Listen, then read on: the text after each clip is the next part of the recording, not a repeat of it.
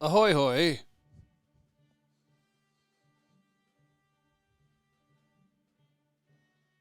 Hey. Hey. Oh. Whoops. Hey. I saw your Oh. mouth. Like, what? Ahoy hoy. What's happening? Oh, same old, same old. Yep. It's yay. Yay. It's a weird in between winter and um, spring. It's like just cold, damp, and Yeah. yeah. But we have Mandalorian, thank God. Yes, we do. Woohoo! Yeah, Mando's back. Yes. I'm just writing one other note here before I forget. All right. I'm just being an old man and putting my chair next to me, so if I need to put my knee on it, so I can, take some pressure off my back. Fair enough. I'm an old man. I'm an old man. Okay, what there we go. Turka. I think this is where that happened. Ship blows up, explodes. Razor Crest got destroyed. Yeah, that's right. That's the name of it. Razor crest. Whatever. Razor Crest. I think it was around that time. I don't know. It's a lot. It's a lot to sum up. Okay. Well, I suppose we should do this thing, hey? Yeah. Good. Let's do Good. it. What the hell is that? Then do it. Okay. All right. We're gonna start the actual podcast recording then, I suppose. Mm-hmm. So it's been a while though. It's taken some time to get back in the swing of things, but we're gonna go ahead and do that for we'll do this in 2 episodes again if that's cool. Obviously you got that based on the 2 docs. Mm-hmm. All right. Here we go. In 3, 2, 1.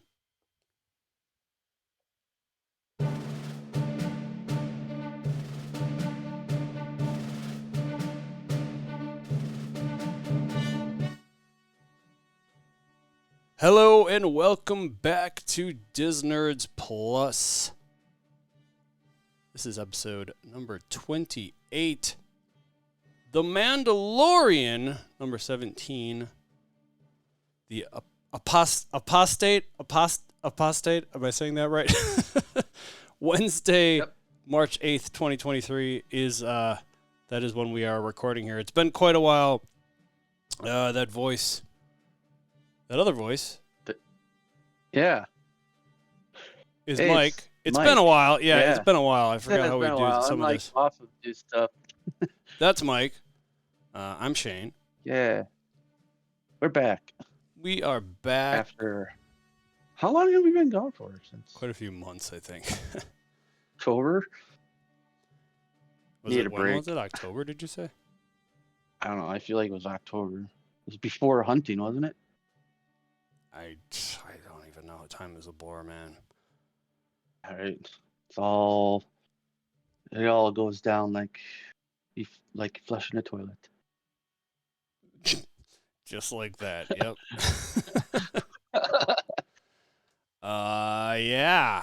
Yeah. But exciting. This is I believe this is the first show we've talked about that isn't starting from the beginning, though. Mm-hmm. Every other show was a brand new show. Or did we do a season 2? Have we talked about? I don't think we've even done a second season of anything yet.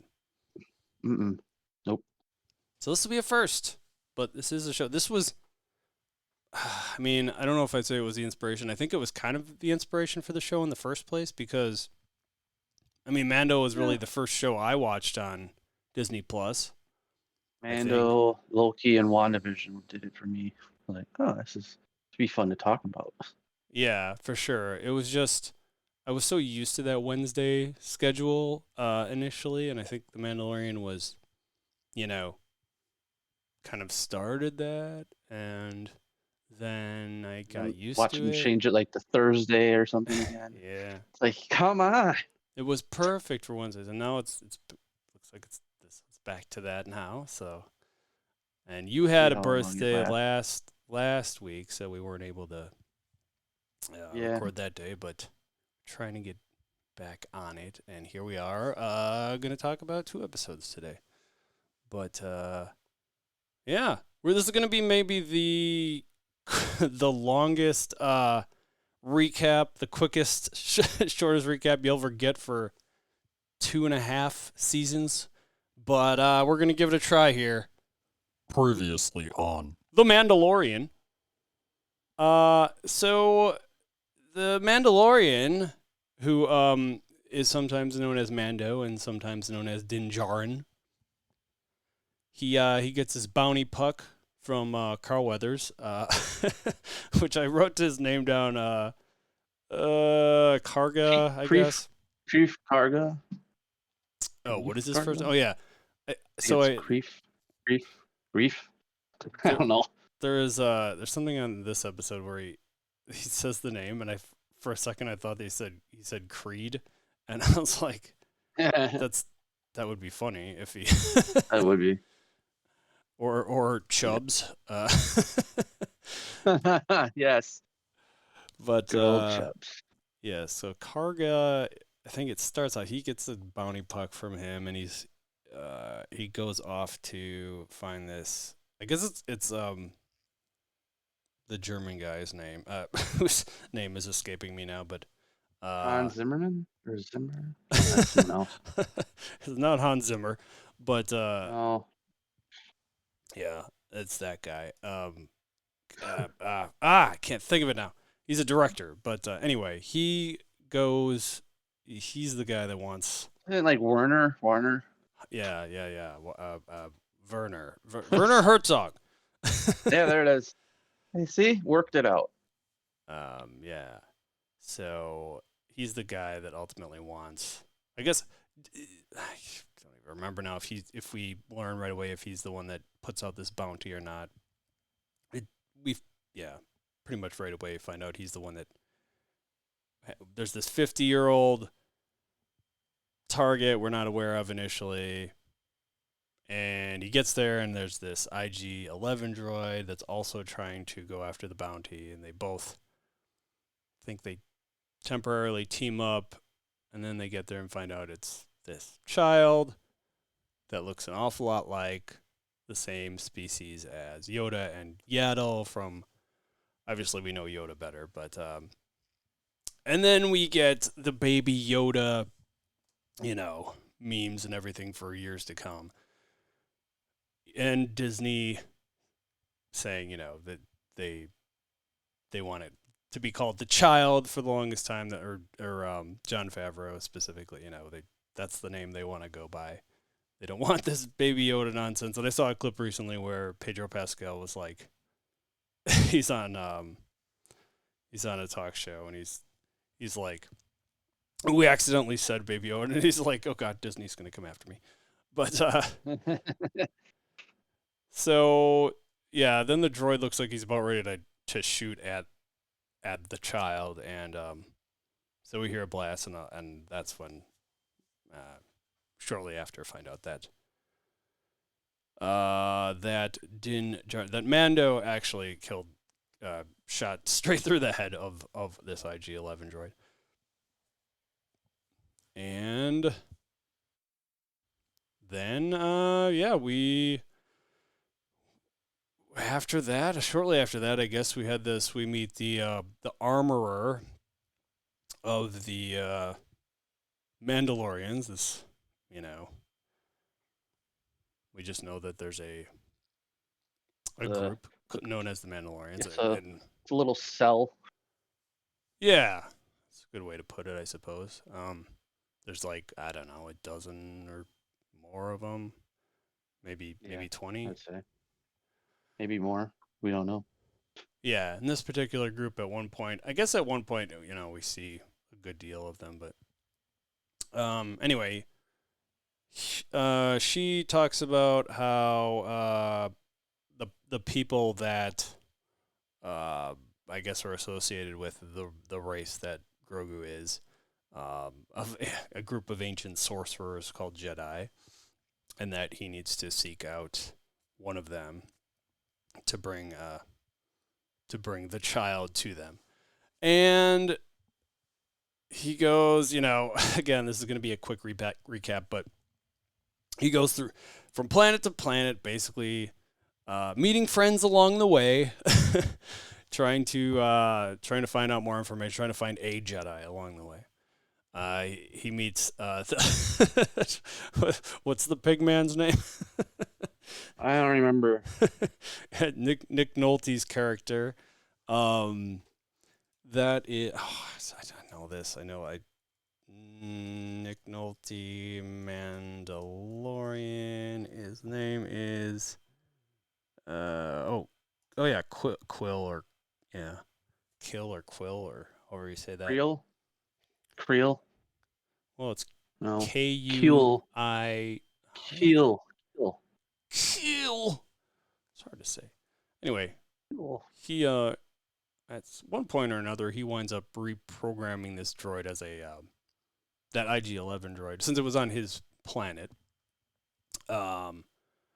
as a what's it called, nurse droid or whatever, and actually gets it being very helpful, turns out. And so the other prominent IG droid we've met before is IG-88, which we don't really see in the original trilogy. See briefly as one of the bounty hunters. That's, I guess there's in Empire Strikes Back. Right. One of the I ones think that's the only time you ever really see him in the movies, right? See him, and some of this is I like, some of it's not canon, like Shadows of the Empire, the game and book series, shows up in there, but that's probably considered legends now. But yeah, so he ends up being reprogrammed and then jumping through a bunch here. He gets another thing along the way. We see Bill Burr as one of these. He gets teamed up with a group to try to like rescue this guy out of prison, and he ends up getting double crossed by him at one point. But naturally succeeds along the way, and so then there's this Moff Gideon who's played by Giancarlo Esposito. Is that how you say it? He's Moff Gideon. Yeah, he's basically the next.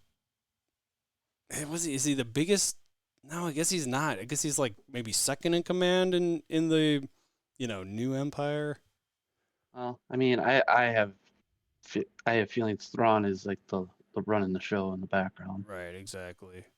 Which is kind of like how Vader was initially presented as sort of like the biggest bad before learning more about the Emperor and the original trilogy. But yeah, so Moff Gideon, he ends up trying to take down their whole crew, because at this point they've acquired his group of friends. We got this Quill guy and Cara Dune and the nurse droid and all these. Of course, some of them don't make it along the way, including Quill. Quill, yeah. He doesn't make it. But they get this big, blaster, Gatling gun type of things shooting at them through.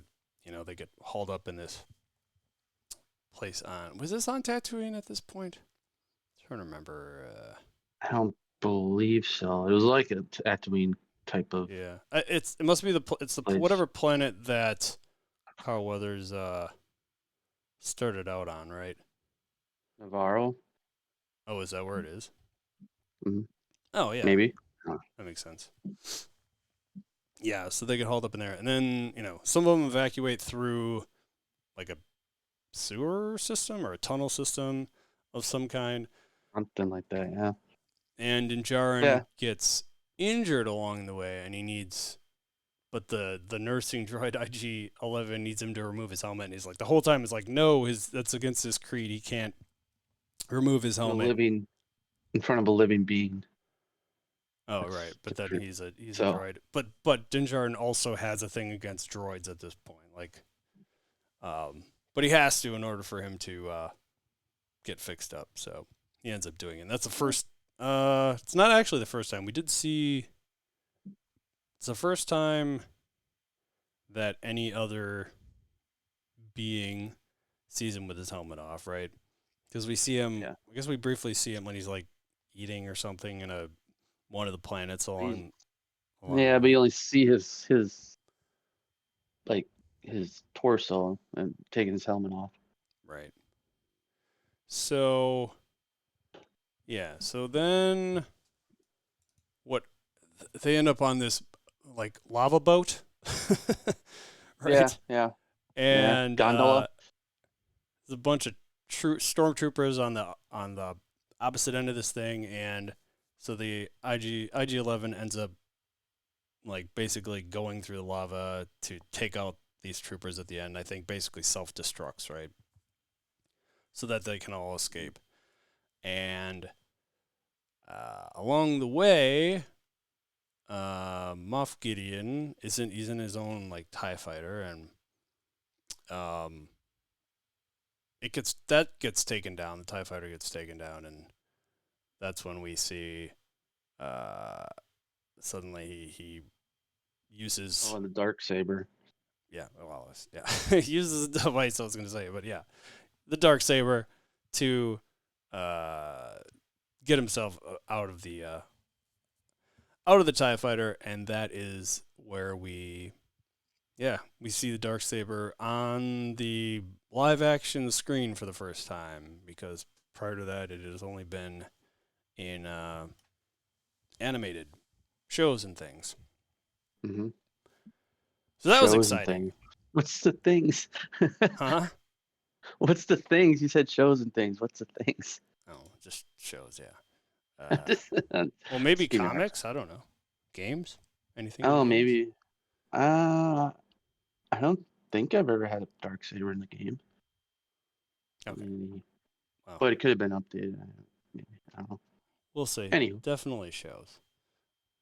So that was essentially season 1. Season 2 is where we get Mando coming back to Tatooine, because I guess so every season so far he's also met with Tatooine lady. Mm-hmm. It wrote down. Yeah, names I gotta get better at putting the names down. Amy Sedaris, though, remember the real names. So she's a mechanic on Tatooine, though. Peli. Her name's Peli. Oh yeah. So she she's a mechanic on Tatooine, and she, like, every time he comes into town has to fix her up. And I guess I totally passed the first time he was on Tatooine, he goes to he's got a bounty for that person. Mm-hmm. Yep. I don't remember either. It's been a while since I've seen that episode. I'm gonna look up Book of Boba Fett real quick, because. Are you thinking Fennec Chan? Yeah, that's the one. Or no, sorry, he wasn't there for it. There was another guy he runs into on Tatooine, the young bounty hunter guy who's got a bounty on, or wants to get Fennec Chan. Yeah. And so they end up both teaming up to go after her, and then he ends up getting double crossed the first time by that guy, and I think that guy dies probably, right? I think so. Fennec Shan seemingly dies at the time, right? And Yeah. then we get, so that's the first time he meets up with her. So season 2, he's back on Tatooine. He meets up with her again, I think, at one point at Peli again there at the old repair shop, and I think it is. I want to say it is actually. Don't quote me on this, but there's Moss Isley. There's Moss. What the heck was the other one? Moss Isley. Moss. Well, Pelago is the one where we meet the marshal here, and then Mos Espa is the is where like the pod racing happened, I believe, in episode 1. Think so. Yeah, Mos Espa. Could be right. So I don't know what Moss actually means. It must mean the or something. But anyway, No idea. so he meets I believe it was Peli that probably pointed him in the direction of this Mos Pelgo, but because I think it was after the armor or something. He heard rumor he was trying to. Yep. Yeah, there was rumor that someone else had Mandalorian armor. So he goes to the town. He goes to the bar, and that's where he ends up meeting Timothy Oliphant's character. Which again, let's see. We all know that he's the marshal of this town. I think I just know him as the Marshal. Right.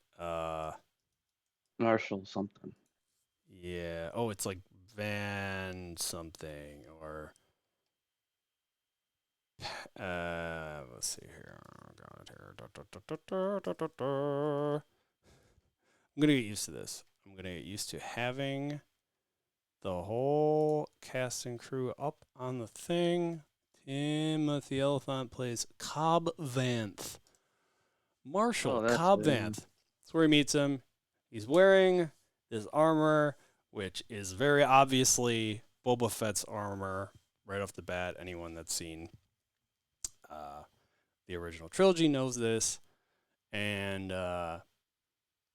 they're ready to freaking have a shootout, basically. But instead, he gets convinced to help. I think it must have been right around that time that they get a giant, basically like mole-like creature that goes through the center of town, which we find out shortly after that it's a crate dragon, and he gets convinced to go help try to kill this thing. Which was part of. First, they go to try to meet with the Tusken Raiders, and I think this is like the first time we see any sort of help between Tusken Raiders, because prior to this point, they've been nothing but just the enemy, right? Right. In pretty much all previous Star Wars, as far as I'm aware. So they end up taking that down. And then at the end, that was just the first episode. At the end of that one, we see a figure that, first you're not sure, until he turns around, you can tell that it's the same actor that played Jango Fett in Attack of the Clones, which the actor is Tamara Morrison. And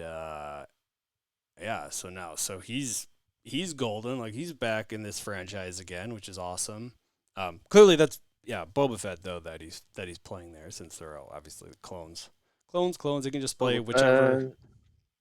I said Boba Fett. Yeah, that was exciting at that time. So along the way, he meets more friends. He meets Bo-Katan, which is, of course, well, not necessarily of course, if you haven't watched the animated stuff, but she is from the Clone Wars. Was she in Rebels at all? I don't. Yeah. Really? She Oh, was. good. Oh, So she's from the animated. Fourth season. Nice. Yeah, so that's fun stuff to read up on. But the fun part is that still played by Katie Sackhoff, both voiced her and does the live action stuff, which is awesome. She's just Same thing with Jon Favreau. He does all the voices for all the Mandalorian. Well, kind of not all of them, but some for the House Vizsla. Pre-Vizsla, yeah, pre-Vizsla, and now in this one it's the other Vizsla. What is it? Tars Vizsla. Right. Something like that. Yeah. And Bo-Katan is technically the Mandalorian princess. Yeah, Paz. Paz. I said Tars. Yeah, so we meet her and her couple other friends. He goes through this like water planet at one point, and he gets a whatever the race of the fish people is, calamari or whatever. Guy ends up repairing his ship, or this is still the what'd you say it was again? The name of the ship, the Razor Crest. And so they end up needing to get on a boat, gets this crew to help, and then they end up throwing him and the child into this like center part of the ship that has some kind of a monster in it that's like swallows him initially, Grogu, I think. Spoke too soon. Swallows the child, and then they end up getting saved by these other Mandalorians, but they all have blue armor, and we'd really just seen like the pure. I keep wanting to say vibranium, but pure Beskar armor, that the Mandalorian wears, which is all basically silver in color. It's just not painted really, but yeah. So all these Mandalorians, they're wearing similar armor, but they're mostly in blue. They save him.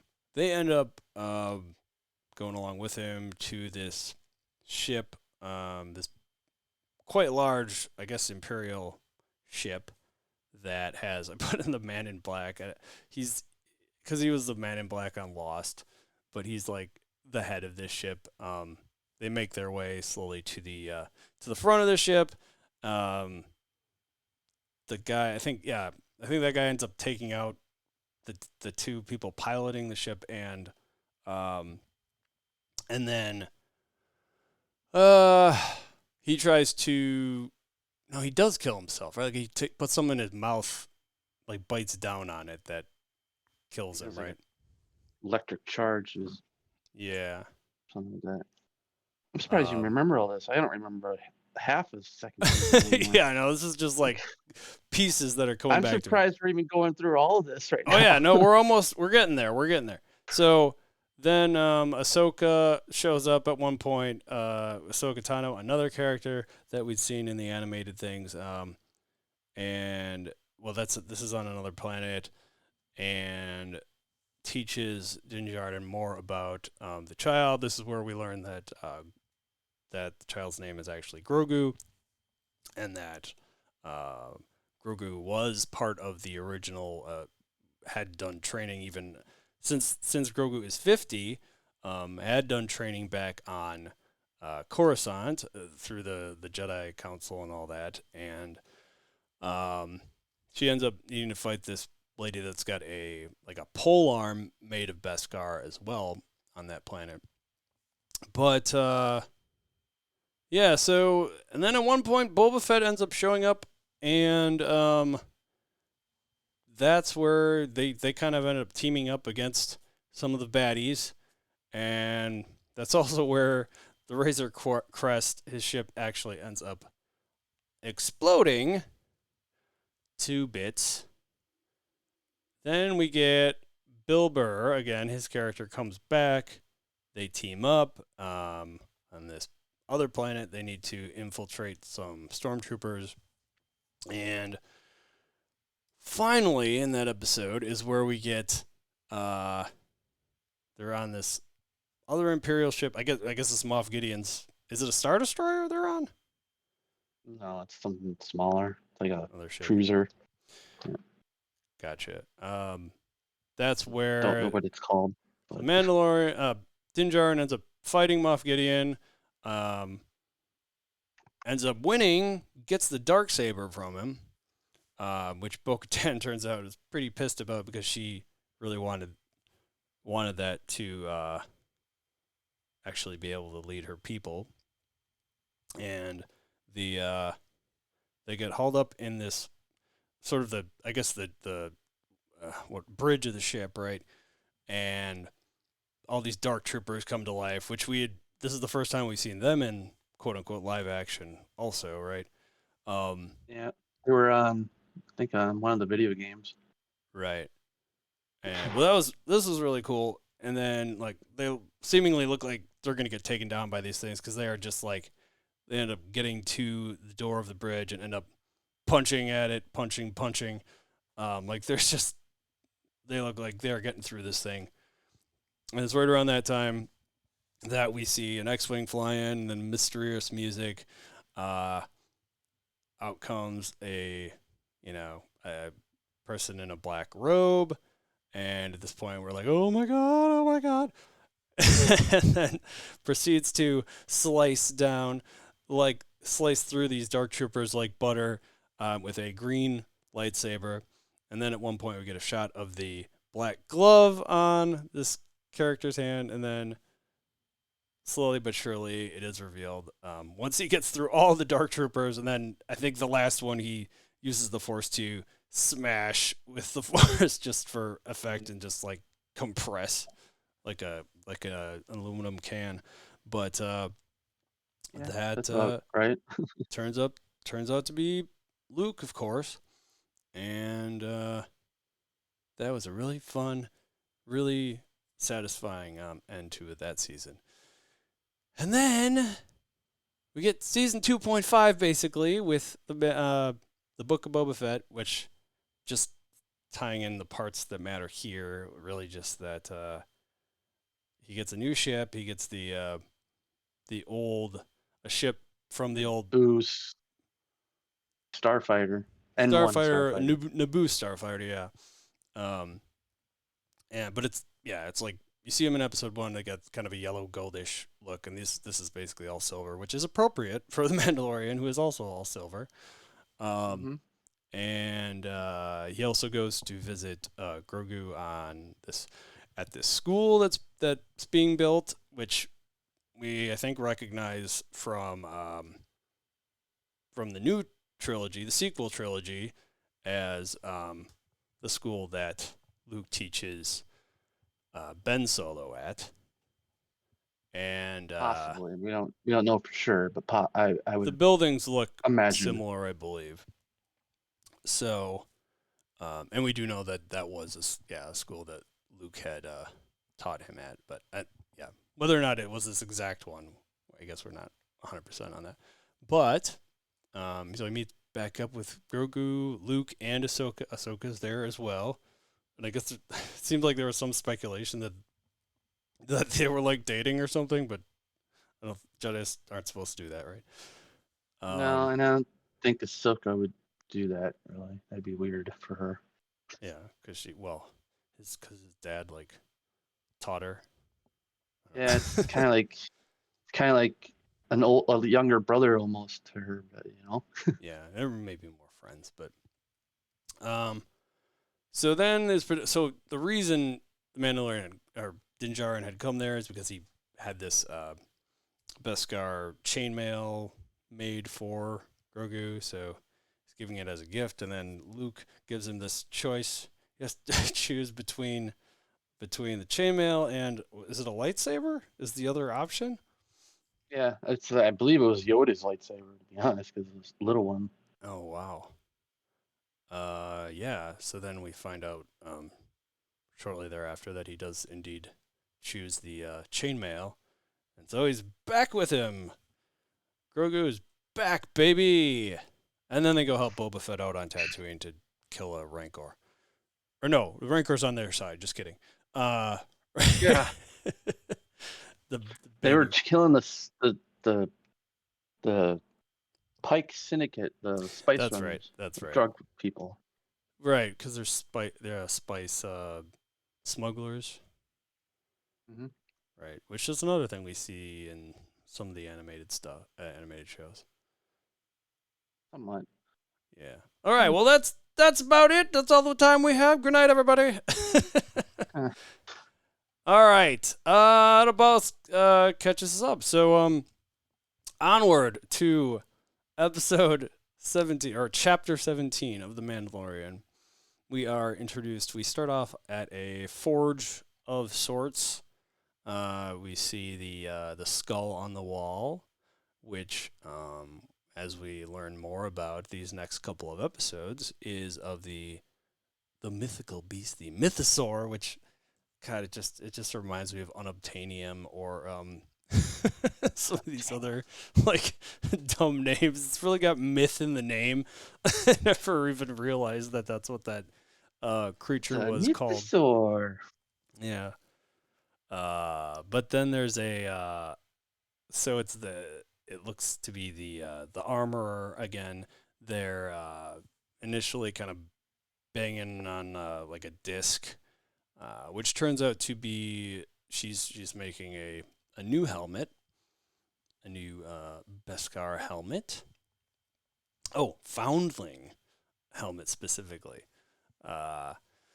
So then we start hearing some drumming going on outside, which is this ritual of sorts. And yeah, they step outside. She walks past the drummers to the sides of her, and it ends up putting this helmet on this kid, which at first I thought this was going to be a flashback initially, like that was Djarin as a kid or something, but and I almost wonder if that's what they want you to think or something, but she presents it to this kid, Jimmy Kimmel's nephew. I didn't know. Okay. Yeah. That's crazy. I was like, huh, look at that. Jimmy Kimmel's family's getting in the biz. Yeah, well, that makes sense. So I wonder if it's his sister's kid, because his sister is like a producer or something like that, I want to say. I think so, because she works on his show. Gotcha. I think his whole family works on his show. Oh, wow. Nice. Yeah. Puts the family in employment, which is great. Yeah. Everyone gets paid. Right on. Yeah, so puts the helmet on him, and before, not much longer after, we hear some rumbling, and then, she like tells the kid to get down or move or whatever, and out of the water behind them is this ginormous crocodile gator thing. Gator. First, what is it? I don't know, gator. It looked like a big gator. At first, I thought it was going to be a one of those things from Jurassic World. Those giant sea dinosaurs. Oh, sea dinosaur. Resembled it, but since it was in the water, that's what I kind of assumed. But yeah, no, this thing seemed to be a. It was just a giant alligator. Right. But in how Star Wars would make a big alligator. Right. Thankfully, we don't have those out in our world, because that would suck. Yeah, just a little. I would not want to go anywhere near alligators countryside. Anything that size was actually. Wait, I always forget this because we do have the blue whale, but there was bigger, dinosaurs, right? Mm-hmm. I think nothing currently. The megalodon. Oh, Megalodon, I think, was even bigger. Gotcha. Yeah. So there's, basically they're trying to take this thing down pretty much unsuccessfully. We do see, that aforementioned Paz Vizsla. Well, at one point, so I think the armor kind of gets knocked down at one point, and so this kid, so Jimmy Kimmel's nephew, is gonna try to take this thing on head on, and then Paz Vizsla comes over and kind of knocks the kid down, like, get out of the way, like, crazy kid. Yeah. I thought he was gonna get eaten, and all of a sudden Gator got shot. By Djarin. Yeah, he swoops in with his Royal Starfighter and blasts it to smithereens. Something like that. With Grogu in tow. Yeah. Yeah, I do think it's hilarious that they just stuck Grogu in the droid part of the show. Funny. It's like pretty perfect. Funny. Yeah. So he saves them, but yet the armor is still on this whole thing about he removed his helmet. First thing she says to him, you removed your helmet. You remove your helmet. She had that tone against him.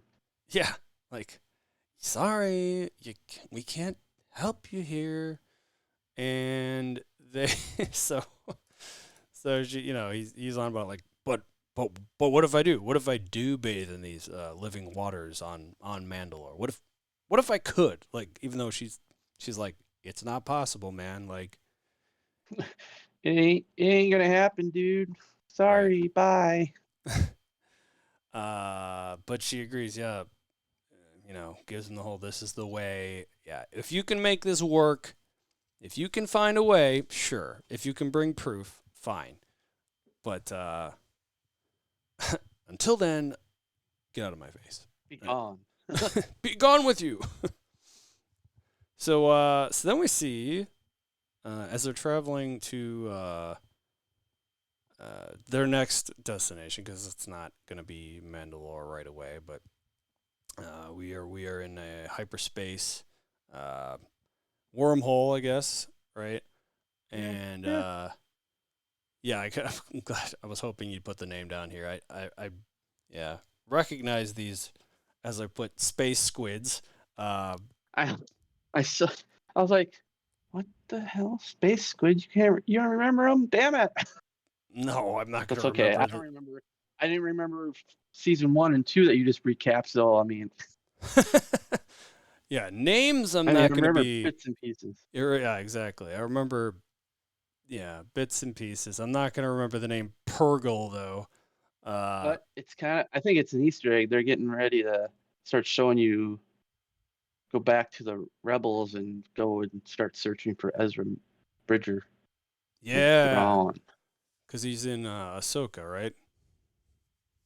Suppose they cast someone for his character, so right, should be interesting. Yes, and it's from Star Wars Rebels. Both of these are from Star Wars Rebels. Yeah, and if you remember, sorry, spoiler alert, but at the end of Star Wars Rebels. Wow. What's her name? The Syndulla, Hera Syndulla has a kid with her Jedi that died, Ken Jarrus. So he might be the new Jedi too. I don't know. Could be Force sensitive. Oh. Oh, you really did spoil it there, right? That's anybody wants to watch that. I mean, if you haven't watched you're watching this and you haven't watched Rebels already or listening to this, then what? I would say most people haven't watched Rebels, like Star Wars fans even. Hardcore Star Wars fans have definitely watched it. Okay, well that's a subjective thing, but yeah. I'm just saying, like, I know many people that haven't even touched the animated stuff, but I think the animated stuff is great. It's great, so yeah. Awesome. No, it really is. And like I was just telling someone about, I feel like some like people our age are like, no, I can't. Why would you watch cartoon? You're an adult. It's like, I don't care. Yeah, no, but it is an undertaking, and I guess Rebels is less of an undertaking, being 4 seasons. But yeah, and then hey, Star Wars Resistance is only 2 seasons, but nobody wants to watch that. I enjoyed it, but it's because it's. I tried to get into the first few. I just couldn't get into it. I was just not getting into it. It takes it takes a while to get into it, but by the end of it, I was on board. Anyway, and then they cancel it. Yeah, but it ends. It had a surprisingly wrapped up ending, I thought. But anyway. Rebels is good. You should go back. Y'all should watch it if you haven't. Because that is one that I was just talking about how it's like the second half of it, so it's just those 4 seasons, but seasons 3 and 4 especially is when it like really starts getting good, I think, because it has a dark turn. I feel like. Yeah, the first half was like they're building up the stuff. Yeah. But because cool. it's very. I love. What? It's very Disney up until that point. Yeah. Well, I like that they're starting to tie in the animation with the actual live action stuff now. Right. Really bringing characters from the animation into live action. That's a new one. Mm-hmm. Well, that's when I don't think many genres or many franchises have ever done that. Oh yeah, no, this is very new. It's kind of like, incidentally, it reminds me kind of what Marvel's been doing with multiverse stuff, and like the what is it? Far From Home. I get all the Spider-Man movies names mixed up because they all have home in the name, but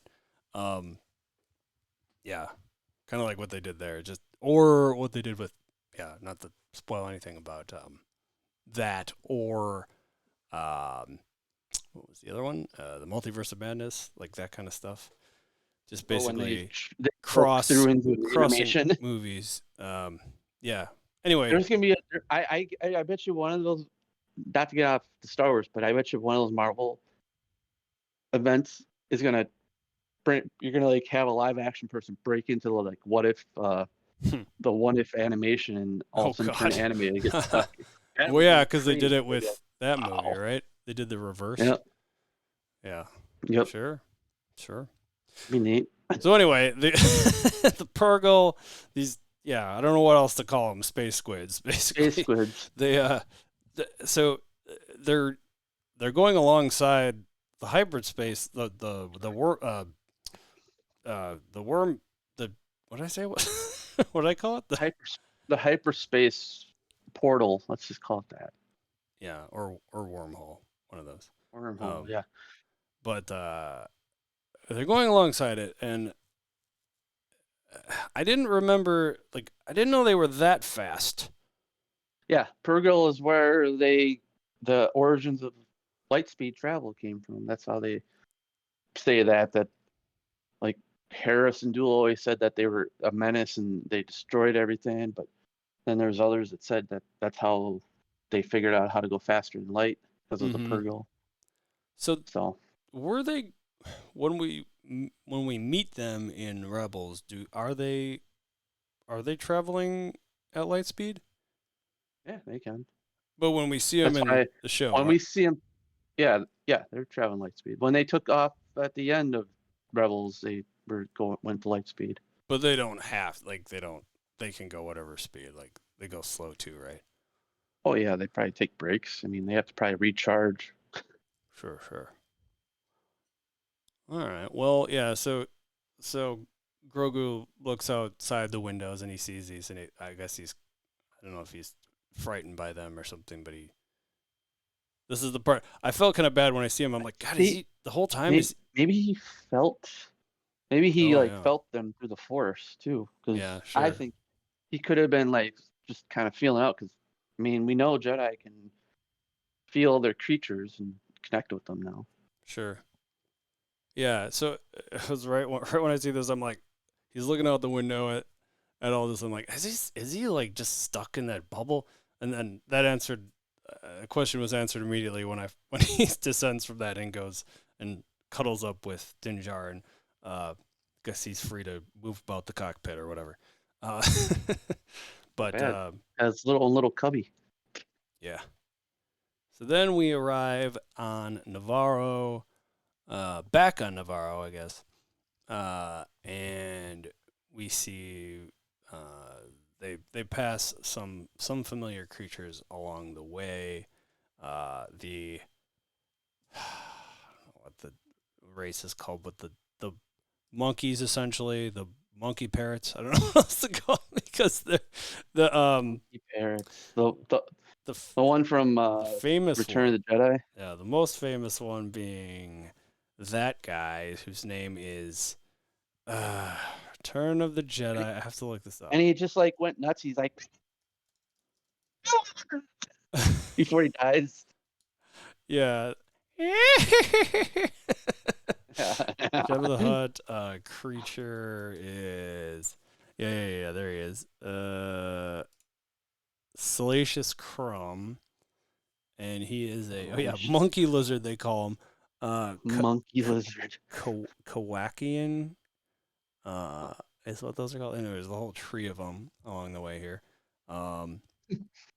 There's a couple other things. What else do we see along the way there? Like some kind of like dragon looking thing on some dude's shoulder. Yeah. Like 6-armed droid, a white C-3PO droid. Oh yeah. All sorts of fun. And then a bunch of random aliens playing what sounded like a Renaissance song. Like you were back in the day. Sure. Nice.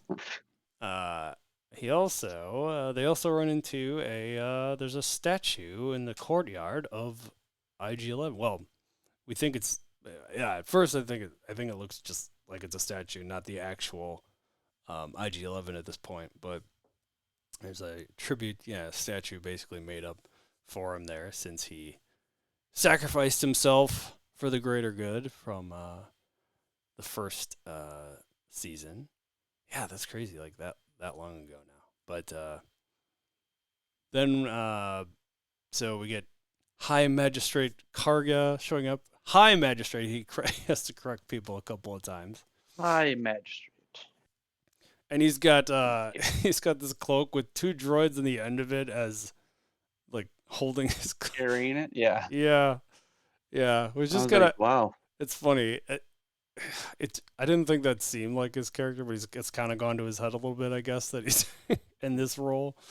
But he takes him to his I put office here, but the way he's acting is more like a throne room or something, right? Kind of, yeah. Yeah, but he's right off the bat trying to get him to buy land though on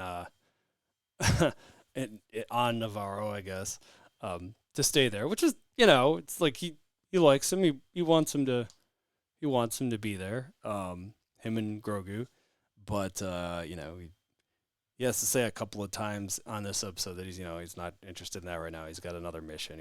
He's there on business.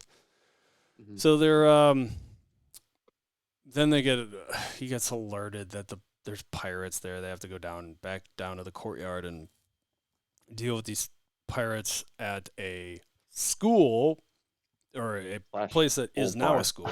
What was that?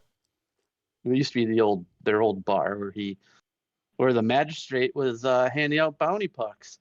Oh, that is the same place. Okay, gotcha. That is the place. Gotcha. Yeah. I mean, it looks so different now. It's hard to. The whole place seems pretty different now. But yeah. So these pirates are like trying to get a drink there, and then, but he's not having. He's like, meet me in my office. He keeps trying to like tell him to come back with them, but they're not having it for whatever reason. They want to drink at that specific school. So then they have a old-fashioned shootout. Well, not shootout, but they, both slowly reveal their guns. Basically, kind of what Cobb Vanth was doing in before with. It's like it felt definitely westerny. Yeah. Feel, but oh yeah. I mean, for sure what they were going for, but shot off the gun out of his hand, or something like that, or shot his hand out. Yeah, so Karga is a quicker draw apparently. Yeah, doesn't kill him. I guess he's nice enough to just shoot. Shoot others are dumb. Yeah, the others are dumb. They thought it was going to be. They thought it was going to be done, and then in the background the whole time is Mando. Did they never hear the Mandalorian race? Like they're all warriors. Yeah, they're really bred to know how to fight and shoot. They were about to all take, the rest of them were going to take him out or something. So Mando takes out the other 4 of them, and so they send the other guy packing or whatever. Yeah. Bye. They let him go for whatever reason at this point, because could have saved him some trouble probably, as we'll find out. But we learn after they take care of that guy, those pirates that they said he tells them to have the maintenance droids or whatever clean up the mess. We do get a tiny clip of him saying, explaining what happened with Cara Dune. She's gone. Yeah, because of course the actress was let go. Saying some bad things. Yeah. So she gets sent off. She got recruited by Special Forces, Right. basically.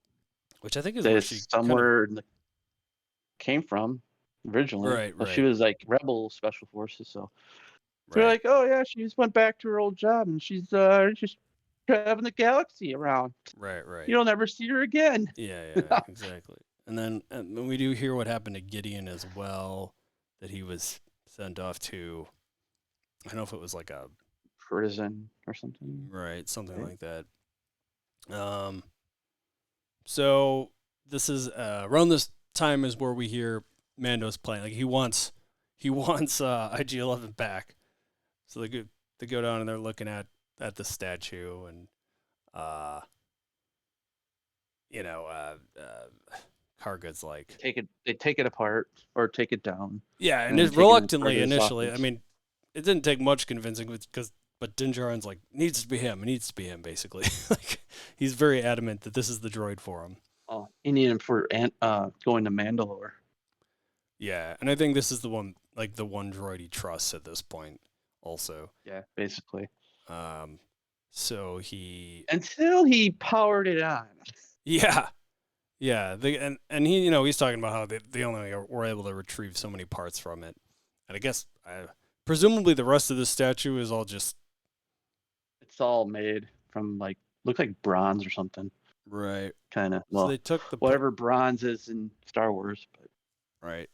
They take the parts of that were retrieved and try powering them back up.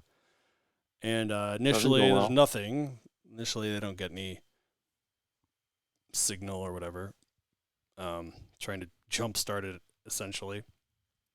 Yeah, and then see Grogu kind of like looking, and then all of a sudden starts powering up, and then terminate the target.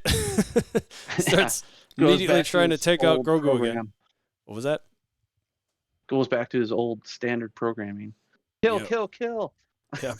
So they gotta, and it doesn't have any legs or anything at this point. It's surprisingly. It reminded me of Terminator, how it was moving. I was like, oh, boy. Especially, without the, specifically legs. At the end of Terminator 2, I think, where he's. Yeah. Yeah.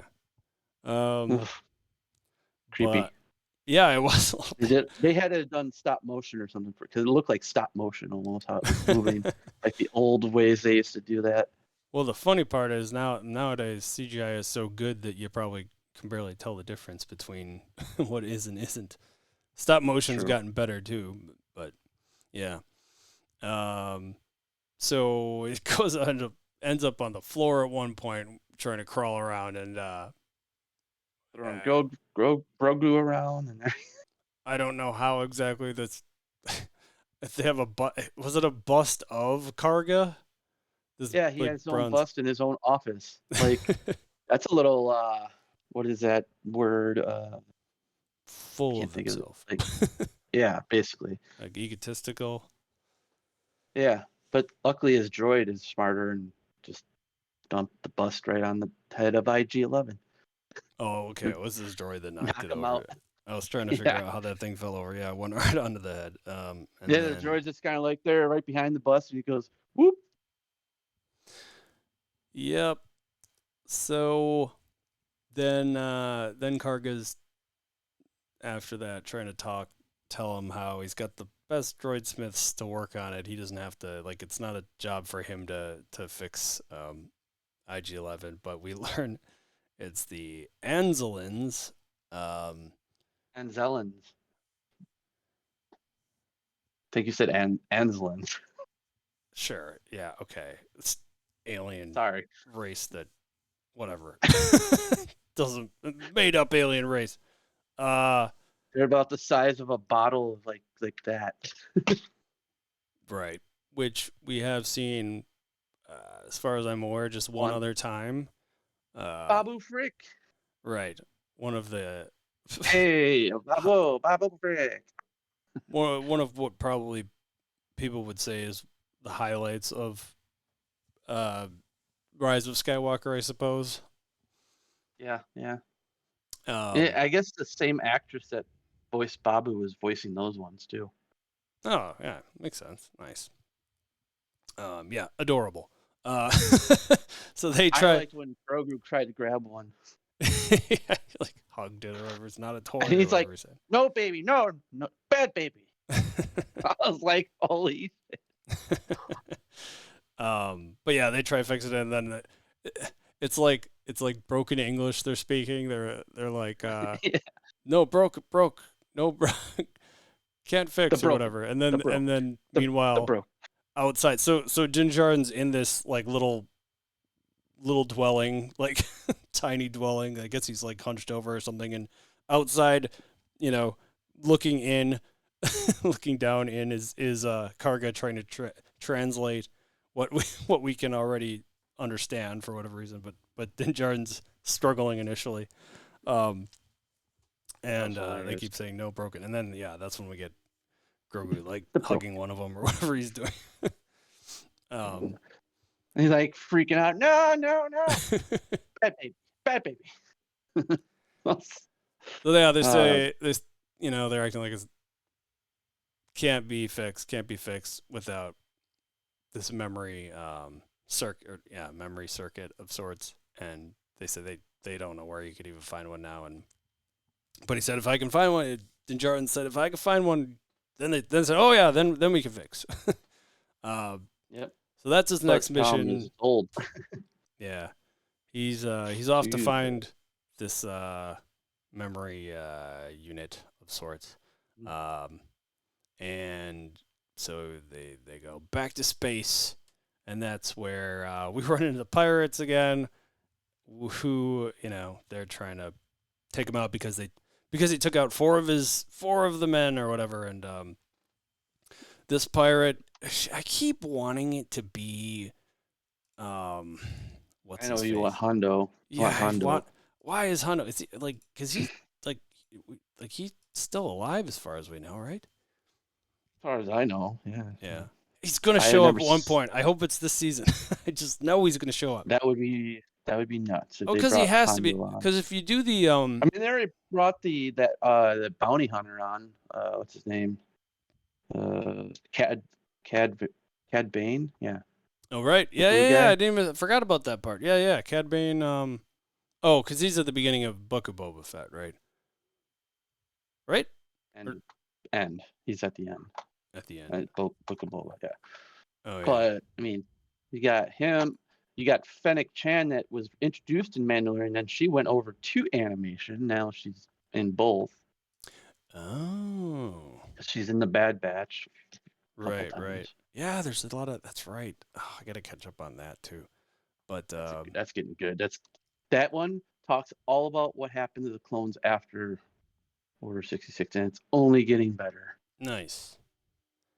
So anyway, this pirate. I meant to write down his name, but Vane. What is it? His name's Vane. Vane. Oh. Vane. Oh, but the one like the top pirate guy. I don't know. He looked like a freaking walking swamp thing or something. Yeah, he looked like he reminded me of something out of Pirates of the Caribbean or something. Or I was like, okay. Yeah. Yeah. What is it? Would have been better. I kind of feel like it would have been cooler if they would just brought on Hondo and had Hondo like searching down the Mandalorian, hunting down the Mandalorian. Yeah. Who is the Kinda neat. pirate? Oh, wow. They have a different name there, too. Oh, Gorian Shard.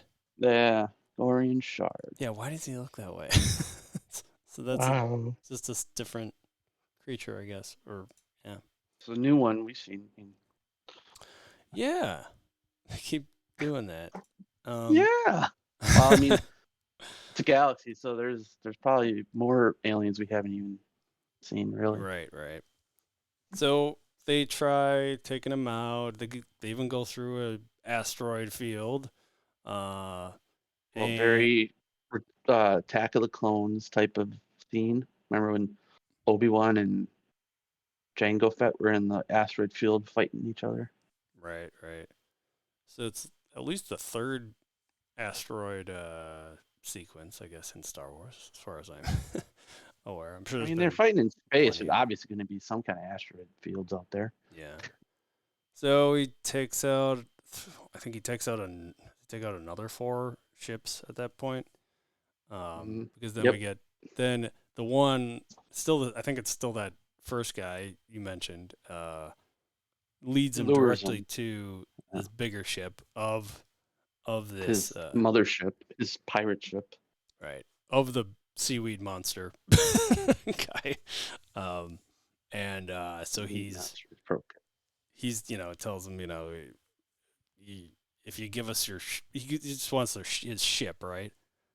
I think. Yeah. He says, if we will let you go if you give us your ship or whatever. And then obviously he's not having it, so he hits I guess, does he hit? It's like a sub light speed, they call it. Oh. It's like before light speed. So it's like think of it as like nitrous oxide in a car. It's like once you hit that button, you're like gone. Nice. Yeah. So he does that and just narrowly avoids. Oh, because he says to Grogu, never trust a pirate. Yeah, and then boom. Shoots right over the top of the ship. That was fun. And that was a good scene. It was fun to watch him in his new starfighter. Right. Go nuts. So then he gets to Kalevala, which has a Mandalorian castle, as he points out on it. And that's where we see Bo-Katan, who we haven't seen since season 2, I suppose. Yep, season 2. And she's just like kind of alone. Yeah, she's by herself, that we can tell, and in a very I was like, well, this doesn't seem like Bo-Katan. It's very laid back, very just seems like she just doesn't care anymore. Yeah, exactly. And it's a very familiar pose. I'm sure it's from a movie I've seen before or something, or a show. That it's very she's got her helmet off to the side and just laid back, and she just doesn't care anymore because she's lost. She didn't get the dark saber. Darth Maul did that when he became the ruler of Mandalore for a part. He was sitting like that. Oh yeah, sure. Maybe that's where he saw it. Could be. But yeah, they she just since she doesn't have the dark saber, she's just not in a great mood. You have the dark. She's like, you have the dark saber. Go wave it up in the air and see if they follow you. Right. And she talks about how the rest of her crew is sort of are mercenaries now, I think, throughout the galaxy. They're all spread out. Right. But maybe this is going to bring them all back somehow. Someone's going to bring them back. Right. She does direct him, though, to give him a little bit of a tip to go to the Civic Center. It's under the living waters that he's looking for to bathe in are under the Civic Center on Mandalore. Mm-hmm. So she gives him that tip, and that is right about where this episode ends. That scene. Yes. So, Mike. Mm-hmm.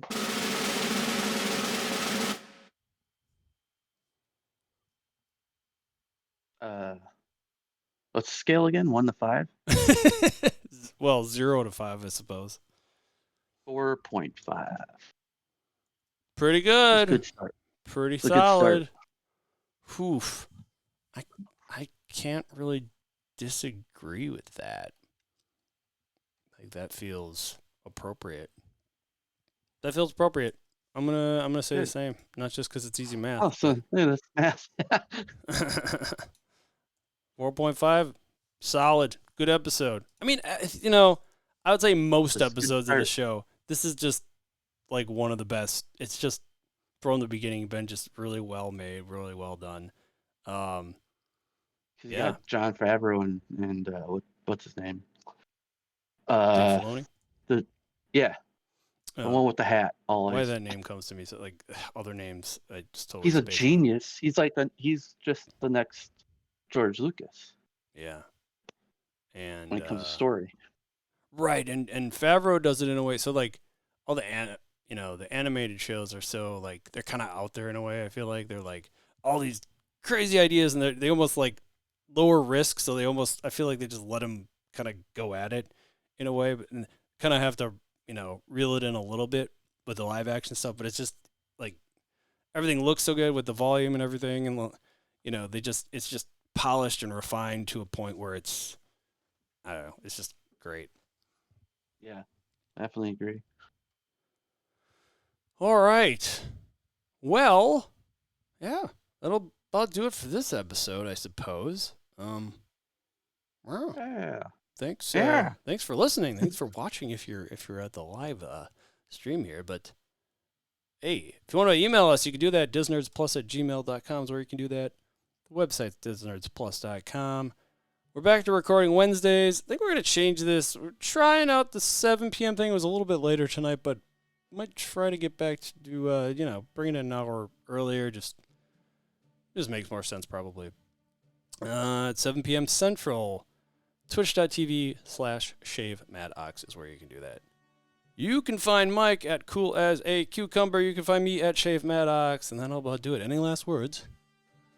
Oh, no, that sounds good. All right. We'll see you soon. Until next time. Take care.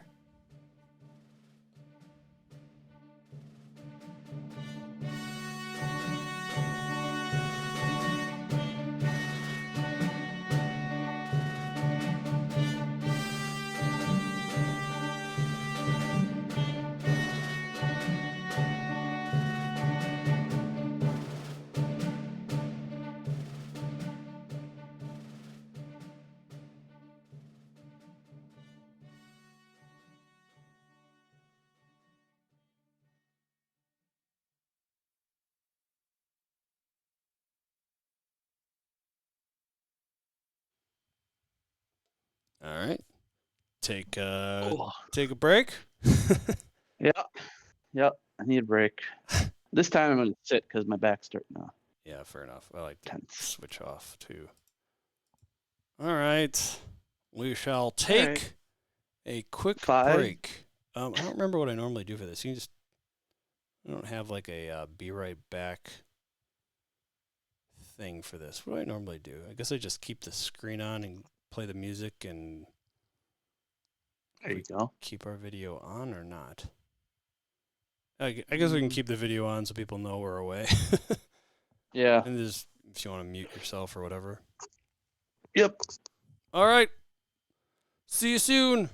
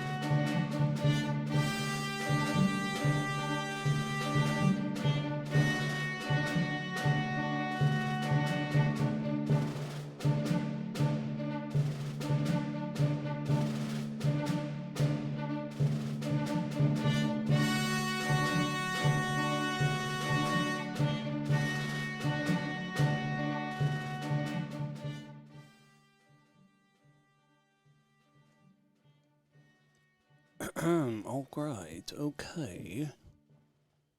Woohoo! We're back for another one. We're back, baby. Ready to do. Are we just bringing our switches on Friday, or are we bringing? It's a good question. I was wondering the same. Can you play Overwatch on Switch? You Overwatch can. 2? Yeah. Hmm. I have it on there. I mean, it would make sense just to use. Well, yeah. Why not? Right? Yeah, we might want to confirm that, but sure. Okay. Yeah, I even talked about doing that before. It just seems easier. Want to make sure to get the I know. I don't full have thing to downloaded load like my Xbox. Yeah, I'll download it tomorrow. and updated. Yeah. Okay. Is it gonna connect? It should connect. Well, yeah, I'll still connect into our account, so we should still have all the. Yeah, as long as we can all use Information. Wi-Fi, I suppose. Which will be a little less precise. You can't put a. Yeah, you can't put a. I was Ethernet wondering in it. that too. Well, maybe there. So There I is do an have. Ethernet port. I swear there's I've got one. these adapters. That might work. I don't know. Like, technically, it's USB-C, which, I actually have a few of these. I might be able to just bring along and see if they work. I mean, it would have to be curious. I gotta compatible with look the at my- Switch, but I gotta look at my Switch. Hold I on. mean, it's got USB-C on the bottom of it. I know that's Yeah, yeah. but that doesn't necessarily mean it'll be compatible.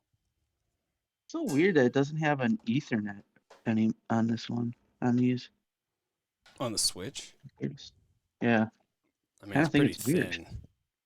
Yeah. But I mean, I suppose. technically, you could have what a lot of these new ones have, which is it's like a flex connector. Like it does a weird thing where it has a spring mechanism on it. But Interesting. I mean, it's one more thing to break potentially. I mean, yeah, everything's moving USB-C. Like they don't have an adapter on any of the Macs. Yeah. Well, I suppose because if we're gonna play a bunch of Mario games too. So. Yeah. All right. I suppose we should jump into this. What do you think? Yeah. All right. Here we go. In 3, 2, 1.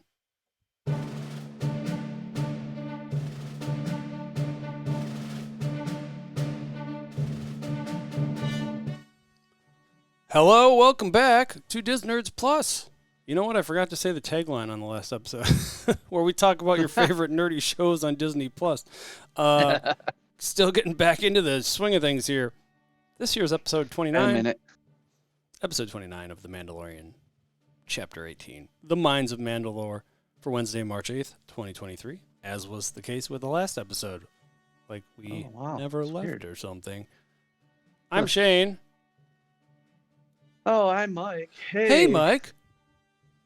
How's it going? It's still going okay, I suppose. I suppose. Good. Good. Good. Good. Everything is a Family Guy quote with me. Like, I swear, like when I do streaming, it's like constant Peter Griffin quotes or whatever. Like, I don't even. It's crazy. I haven't watched that show in so long either. Me neither. I used to love that show, and I was just like, eh. Same with The Simpsons. Like, it just fall out of it for some reason. I don't know why. But I mean, Simpsons have been around forever. I feel like I don't know. It's just I can't believe it's still around. Yeah, people are watching it still, I guess. It's How is that possible? Anyway. Yeah. So hey, Previously on The Mandalorian. Just pretty quick episode. I mean, these episodes are fairly quick. I think half hour, a little more. Our friend, our old pal Djarin, though, he rescued a bunch of his other Mandalorian pals from a killer croc or gator or whatever it was. That armorer lady, she agreed. She was good with it. If he could figure out a way to bathe in the living waters over on Mandalore, that's all good and fine. He can be a Mandalorian again if he can make that happen. He washed away his sins. Or his transgressions, as she calls it. Right. We get to meet even though he just saved them from a killer croc. I know. What the that nerve? Ate one of them at least. Literally, probably every one of them. Probably, if he didn't save them, talk about bad timing too. Like if he could have just been the last of his kind if he wasn't there at the exact time. But so we get to see Karga again, played by Carl Weathers, or in this case now, not just Magistrate Karga, but High Magistrate Karga, which is like, it's like, you know what it reminds me of now that I think about it? It reminds me of like being in a company of like 10 people and you demanding to be the CEO or something. Like, I don't know. I'm the CEO. No, I'm the CEO. Right. But so him along with both him and Djarin, and then eventually some of the Babu Frick, what are they called again? I just saw it a second ago. Anzellans. Right. Anzellans. They all kind of try to reassemble IG-11, try to get him fixed up. No dice. I mean, initially he started up. He just tried to kill Grogu again, and can't have that. So no. Yeah, that they dropped a bust on him of Magistrate Karga's head. That stopped him, but yeah, he didn't have any legs. He didn't have no legs, Lieutenant Dan.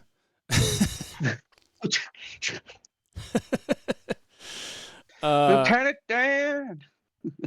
Yeah. So then they had like pirates trying to cause a ruckus twice.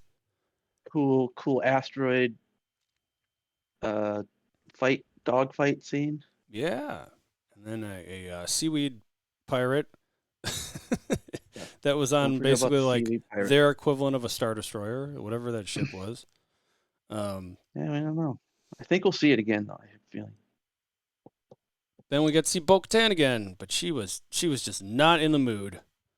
But does give a little tip for where to go to find the living waters on Mandalore. Civic Center.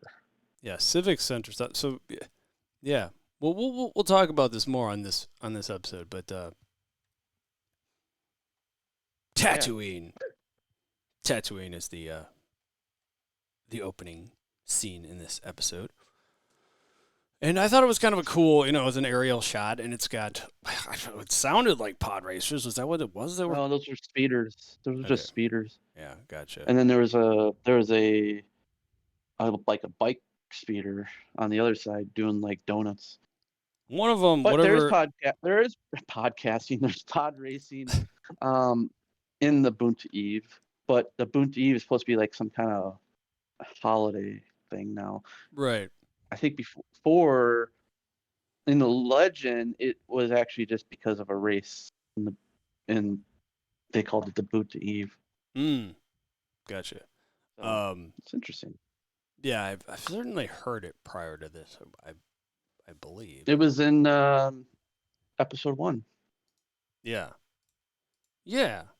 Yeah. I knew it sounded familiar. Yeah. They're talking about when they're getting ready to have them pod race or something. Boonta Eve. Right.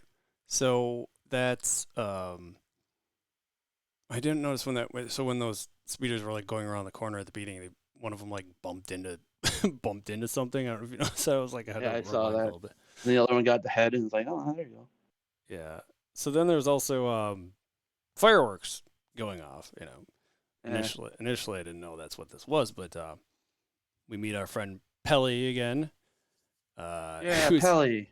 Who is like presumably swindling this Rodian, who is we all know the most famous Rodian of all.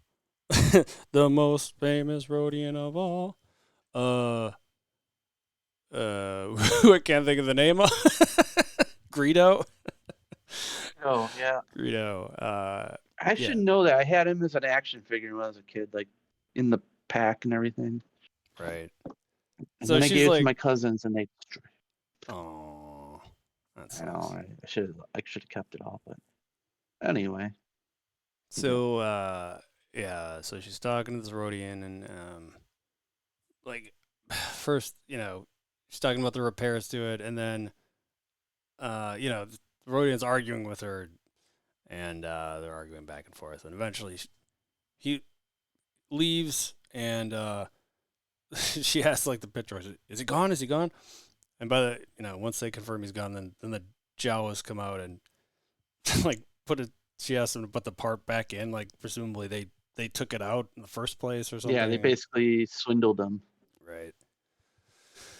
So then boot to Eve, and there's pod racers everywhere, so they can just. Oh, you're right, and that's where we learn, because as she's arguing back and forth with this Rodian, it talks about how it's Boon to Eve and how she's got, she has a life, she has things to do, but so then Mando lands, and she's used to him at this point. Recognized, obviously, he got his ship from her in the first place, but so he's asking about this memory circuit, and she's saying, oh yeah, she asked the Jawas, and they don't. They say it's impossible. Yeah, impossible, and she even calls him like grandpa or something initially. It's just like a very old part at this point, but yeah, it's like the Empire days, right, and they don't make that anymore. right. So what's funny about that to me is so IG-88 was only like what at this point 7 years prior or something that we see IG-88 in Empire Strikes Back. Probably roughly. Yeah. But anyway, it doesn't mean that they haven't made them for a long time, I guess. Right. Well, and then obviously this IG-11 was alive at the beginning of this series also, but yeah, but I think if they wouldn't have dropped the bust on him, I think maybe these circuits wouldn't have been so bad. But once they dropped that on his head in the first episode, kind of like more damage to him. Yep, that sounds about right, I suppose. So she's instead trying to sell him this R5D4, which this is like this is the one that Luke and his uncle tried to buy. Right. And the Jawas apparently sold it to her after a while. Yeah, which they just called, I think Luke just refers to as Red or something, and I said R5. Well, they don't get to. Doesn't he like short out before? Yeah, he blows something, comes out something, shoots out his head. Just constantly broken droid. And here he looked like he was falling apart, and he's like scared to leave. Yeah, freaking out. Nothing wrong with that droid. Yep. So but she made them all shiny and new looking, and put them in the back of Mando's starfighter. Oh yeah, yeah. So now Grogu had go back there for now. Ramp up in the cockpit. Right. Tiny. Yeah, it's a much smaller cockpit than what he had with the Razor. Maybe there's a lot of leg room. Maybe we don't see. We don't see a leg room. Maybe there's just a lot of Grogu's pretty small. He could literally go down in the nose part and probably just chill. Yeah, it's kind of like in a kayak or something. Well, maybe a little more room than that, but So yeah, we then we get, for the first time really, I think, we get a shot of Mandalore. Well, we've seen Mandalore in the animation, but and we see flashbacks. Oh wait, I'm trying to remember. I guess we saw the flashback in Boba Fett or Book of Boba, where they showed the Night of 1,000 Tears, or what they call it. Right. That's basically why they think Mandalore is basically a poisonous planet that you can't live on. Right. So they're flying in, and we see the planet, and we see the moon of Concordia, which that's the one that's where Mando says he's from. Yeah, he's from there. He's born there. Right. And then we also see he points out he's always pointing these out to Grogu that moon. Which now makes sense why he's from Concordia, and when they showed him in the first season where he was getting saved as a boy from the droid army, which why he didn't like droids, is Death Watch, and Death Watch at that time was on the Concordia moon. And they were headed by Pre Vizsla? Yep. And Bo-Katan she was part of that whole thing at one point. Oh, yeah. Right. Which makes sense So if you'd have another Vizsla with her, too. Which they don't... I still don't think they, point him out by name, technically. Because he's just, the heavy, right? Yeah, he's one of the heavy guys. They show him in the subtitles, but... yeah. But anyway, so Din Djarin's pointing out Concordia, the moon that he's from, and Kalevala. I don't have a problem saying this before. Say it again. Kalevala? Yeah. Kalevala, let's say. Points that out as well, where Bo-Katan was. And so then they enter the planet, and it's a pretty rough entry because it's surrounded by storms. Very rough entry. Thought, I'm thinking this is going to be the whole way down, but eventually he gets through the storm, and it's actually pretty clear. Smooth sailing beyond that storm.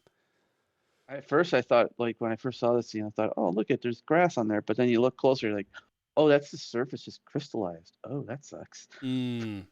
Oh, right. Which Mandalore has gone through 2 devastations. Because when we see it, it's all their cities and stuff are all in domes, right?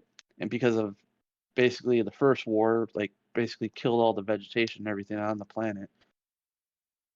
And so all that sand that when they did all those bombings just crystallized and turned into what you see. Right.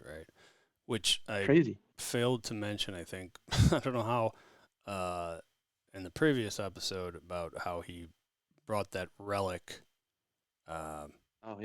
to the armorer. Which was crystallized but it was probably crystallized, but then there was it was probably part of the city that was also crystallized. Some parts of it. But it was, even think about it, I guess it kind of looked like kryptonite. Yeah, it did. Yeah. So they land, though, and presumably near where the Civic Center was at one point.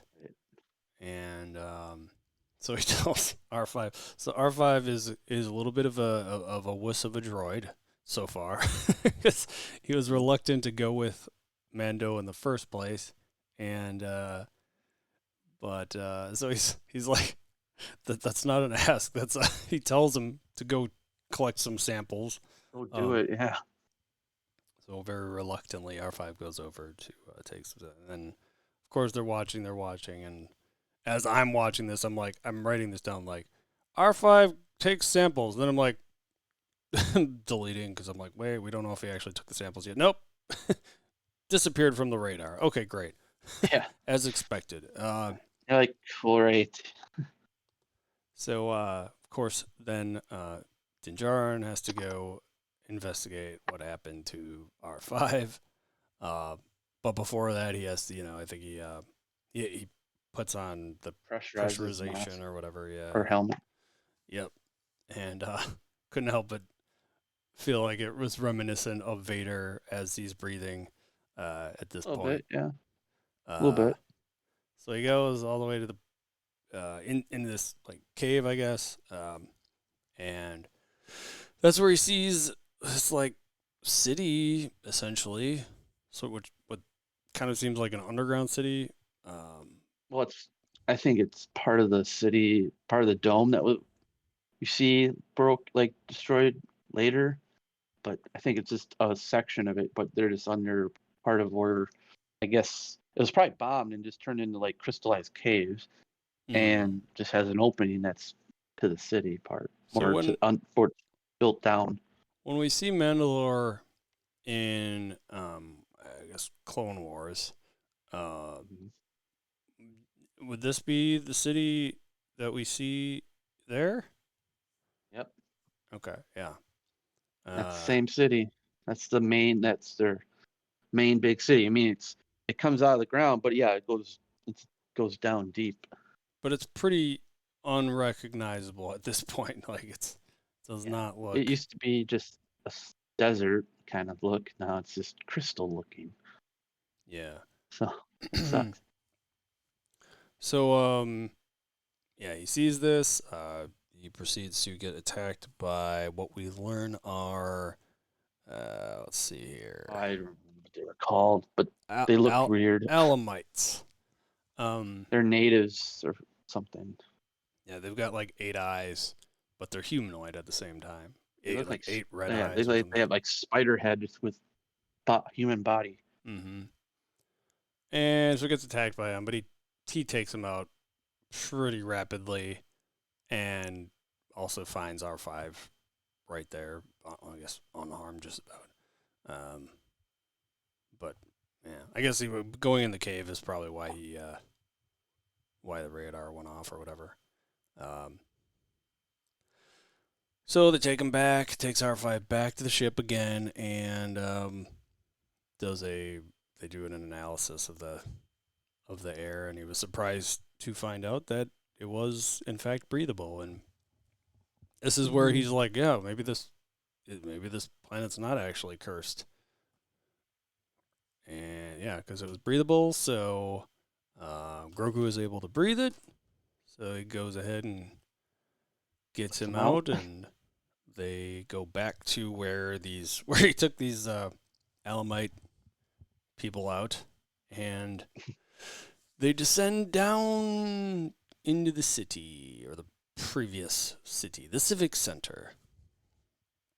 And along the way, we see some other kind of creatures in the background. They don't seem to be. They look like little dragons of some sort, but they also have like multiple eyes. It's weird. Mm-hmm. They don't seem to be an imminent threat at the moment, though. No. But they're walking along. They're walking. He points out the water. These are the waters that probably flow down to the living waters that they're headed to. And at one point along the way, he sees. Yeah, first it just looks like a little crack in the ground or something, and then you can see pretty quickly that it's the symbol, not symbol, but the shape of the opening in the Mandalorian helmet. So as we can see, he sees it very quickly. It is in fact a Mandalorian helmet. He picks it up, but it's a trap. I guess I don't know if it was probably if that like sprung a trap, because all of a sudden we get this big spider robot thing. Kind of, it looks at first like it's just a big like claw thing that like comes out of the ground, and it's basically just both sides. It closes him in on him. First I thought it was like a big, like the whole thing was just a big mouth or something that engulfed him. But as we learn, the mythosaur was going to eat him. Interesting. So yeah, this creature, it actually reminded me a lot of the Darth Maul spider legs kind of a thing. Oh, like, yeah. At first I'm like thinking like, is this somehow? And like the more I saw this creature and what came out of it, the more, because it has this like humanoid looking eye peering through a little window in it. And so Grogu was kind of like off in the distance. Thankfully this thing didn't spot Grogu at the time, but it takes Mando and to its, I guess, lair or whatever. And I noticed it like chucked a couple things down. I assume one was like the dark saber. Yeah, it's his pistol and the dark saber. Oh, and the other thing was the pistol. On the ground. Gotcha. Because apparently they didn't know what these things were. and so it gets him, got him in this contraption. Great I think, cage-ish kind of thing. yeah. Okay. And then But whatever that this cage is like super small. You can't even move. You couldn't even move. right. So whatever this creature droid thing is, it merges from its, bigger spider construct, and it almost, there's like a combination of things that reminds me. It reminds me a little bit of like a smaller Grievous or something. I know. It felt like General Grievous, but different, like just a different concept. Right. Because it has some kind of living organism in it. Yeah, it reminded me of a combination of that, and maybe it's even like, because he had like, maybe did he just have regular droid army followers, or some reason I was thinking he had like troops that looked a little more like he did or something. But He had like his own type of troop, like droids, but they were a lot more. They were only for him. I only saw him with him, so right, that was in the Revenge of the Sith. sure. Yeah, so whatever this thing is, it's got this, humanoid eye behind it, but it's more looking. animated than your typical droid, though. It seems very like Moves quick. yeah, like insect or bug or something, like insect or lizard almost movement. I don't know, but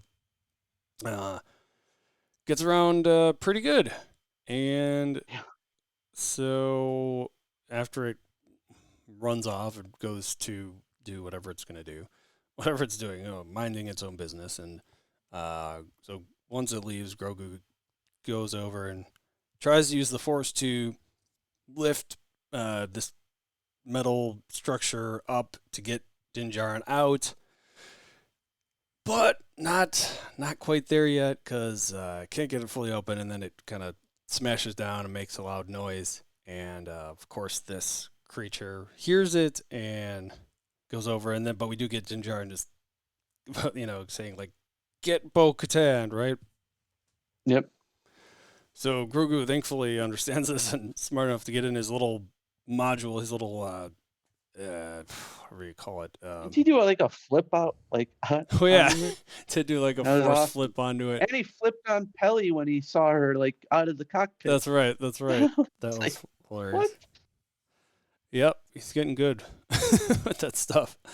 But yeah, he gets in his little crib carriage pod. Yeah, it's basically a pod. And it goes really, really fast. He must have like little controls in there that he can move it or something. Yeah, because that thing books it, gets out of there. He almost got bit though by that dragon thing in the sewer area. That's right. That was, yeah. Got out of there, narrowly escapes, flies all the way. I guess this thing can fly upward too, because gets all the way back right up. Right into the N1 Starfighter's cockpit, and R5. He just points at the map and's like, "Take me there." Yeah. And yeah, so I'm thinking like, this feels like it's gonna be like near the end of the episode or something, but right. A lot happens here, because so he goes back to Kalevala. I forgot how you say it, but and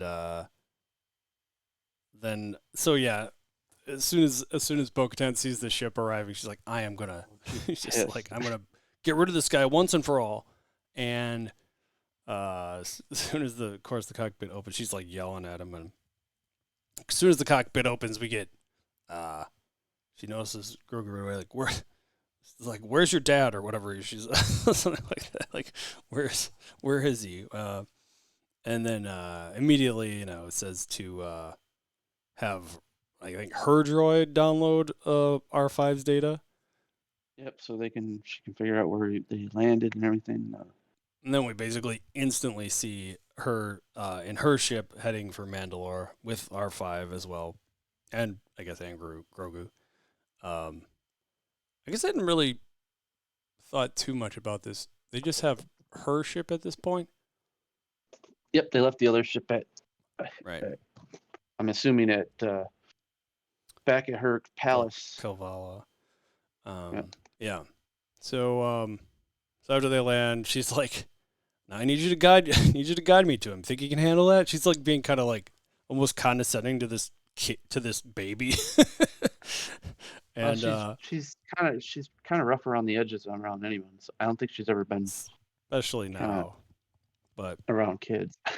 yeah, and yeah, the kind of time is of the yeah. Essence. Yeah, now. So Grogu does manage to guide her down, and then at one point, so they're down in the civic center again, and then we all of a sudden she's just like looking up at something, and I don't like presumably nothing, but she has this apparent sixth sense for these Alamites, and she all of a sudden just starts firing at the ceiling, and then they fall through. And she, quickly takes them out. So far, they don't seem very effective, these Alamites. Like, they're maybe not the best fighters. Or Bo-Katan and Din Djarin are both really good fighters, one or the other. But maybe there's a reason they stayed away from when Mandalore had cities. Because that's the first time I heard them, and they were always they said the wasteland. So it's like, oh, maybe they stayed away for a reason. Oh, yeah. So these are essentially the Tusken Raiders of Mandalore, it sounds like. Basically, yeah. But, so... Oh, yeah, that's when she actually makes some comment about his dad, right? Like, calls Din Djarin his dad, which I guess he is. Like, he's... At this point, he's all but adopted. Yeah, I would say. Herschel says, "I can't wait for my hover pod." Yeah, me either. But so then we see Din Djarin being, I guess, drained of his blood at this point in whatever metal construct he's in. Yeah, he just basically poked him in the artery and just started pumping his blood out with a little pump droid, I guess you want to call it. Yeah, gross. That was I'm like, really? They make droids to pump blood out of people? What? At least this guy makes one. I don't know. It's a sick galaxy. Well, in a place where it's cool to kill younglings, I guess. I don't know. Stupid. Yeah. I don't know. Like that's just I still struggle a little bit with that justification and at the end of Revenge of the Sith. Like, I mean, it just portrays that the Sith are just brutal. They need to eradicate every Jedi, doesn't matter what their age. But then I don't get, though, they could have taken the younglings and subjected them to be more on the Sith side, because they had like Inquisitors that were originally Jedi, and like what? That kind of I actually like if I almost wonder if George Lucas went back if he would do it different, because here's the problem: he had to solve two problems at once. Because we know in the original trilogy. Sorry, this is a tangent, but we know in the original trilogy that there aren't many Jedi, or there are like no Jedi left, basically, right? So they had a problem when they had a giant school of Jedi in the prequel trilogy, I guess. They have to suddenly make them go away somehow. Right. And but realistically, I mean, if there's only one Jedi left, like that didn't. I could see how that doesn't make sense. Like, well, if the Jedi were spread out everywhere too around the galaxy, like I like your idea better. If you just convert them all to Sith, like that seems actually much more likely to. Okay, maybe I'm not gonna kill kids to save my wife. Maybe I'll just convert them to bad guys. Like that seems like more of a stepping stone. But, you have your own Sith army, right? Basically. So anyway, Mando's being drained of his blood, and suddenly they're there. Bo-Katan and Grogu are there, and so she just attacks this thing. Very quickly picks up a few times. What was that? Electrocute her a few times, and then she That's right. It's got to her balance, and then grabbed the dark saber with her little hook thing. So, and okay, so this is weird. So she grabs the dark saber and gets a couple swings off and rather quickly pierces this droid thing through the chest. Now, I'm trying to figure out. So, like, I thought she believed she couldn't wield this thing at this point. No, she can't own it because she has to fight Djarin in the combat for it. Right. But she's already wielded it, and you notice how Djarin, when he lifts it, it always is like weighing him down. Mm-hmm. For her, she can do it fine because she has a connection with it. He doesn't. Mm-hmm. He's still trying to like connect to it. Right. So yeah, we think this droid thing is dead initially. Of course, it's not. She goes over to Djarin and tries to is trying to like free him, and he has to tell her behind you. So then the bigger droid, the bigger spider droid thing starts attacking her from behind, and then she just like slices and dices through this thing with the dark saber like quick, effortlessly. And she's got she has this cool shield. I guess she had that before, hey? Yeah, it's part of her armor. Armor. Like Djarin's got the not. I always want to call them noisy all crickets. the Mandalorians, like they're, what do they call those on your gauntlets? Their gauntlets are all different. Sure. Yeah. They all have, I think they're all like specially made to what they want. What do they call something birds? What are they? The Djarin has? Oh yeah, he has the. I want to call them noisy crickets, but something birds, no. Little birds, tiny birds, hummingbirds or something like that. Maybe humming. Yeah, there's something with noise, right? Mandalorian birds. Whistling birds? That's what they're called? Whistling. Oh, that could be it. Yeah. Whistling. Yeah, it doesn't even sound right to me, but I guess that's right. That's on the Star Wars fandom page. Whistle. Is that really right? I don't know. Go back and watch the episode that once you put them together. I mean, that's what it says. Anyway, something didn't sound right about that, but anywho, I guess that's it. So the she takes this thing down again, pretty effortlessly, and as she's merging in on Djarin, we see him like it go dark, like he passes out at that exact moment or whatever, and then wakes up to a nice fire she's got lit for him and Grogu. Soup. And some pogs. Yeah, I'm like, pog? That could mean a couple things. Like if you grew up in the 90s, you pogs or something else. Or if you played Final Fantasy. Oh, wait, no, that's a Mog. Wait. What else? Is there something else called a pog? Maybe not that I had more. It's just that little trend from the 90s. And she asks, like, you've never had pog soup? And she says, you have to know the irony, or recognize the irony, because she basically said anyone that's grew up as a Mandalorian essentially has pog soup. This is like a tradition or whatever.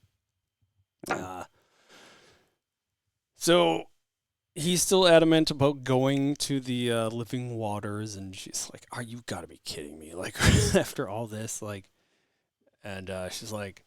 He's like, I'm going no matter. And then she's like, ugh, I'll go. I'll take you there. Like you'll never find it yourself anyway. But she's right, because he did go the wrong way the first time. Oh, yeah. So along the way, they're doing some chatting, and we get a little bit of insight into her past, and she talks of the princess and her father looking on proudly, which is referring to sister and her. Yeah, yeah. Her sister, who is the other Katan, or not Oh, Katan, not Katan, the other Kryze, I should say, right? Freeze. Yeah. Kryze, who was somewhat of a Oh, love interest to Obi-Wan, right? Satine. oh, that's right. Yep. I assume that's the princess that she would be. Oh, she's the Duchess, I guess.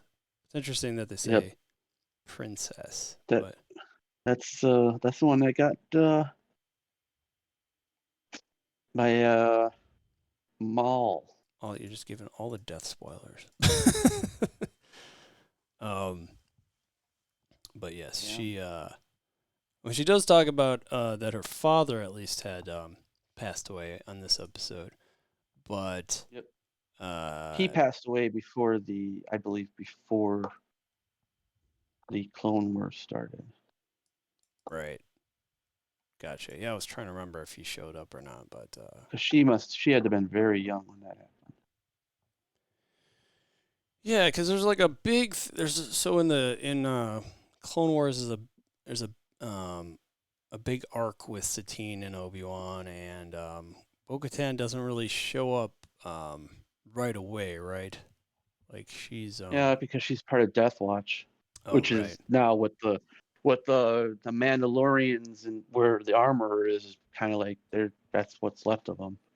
right, yeah, because they had that blue look to them also, and then that's also Yeah. what Darth Maul took over, Yeah. right? And there's a theory that's why the armor has spikes on her head because she used to be one of the Maul followers. Oh It would be interesting. wow.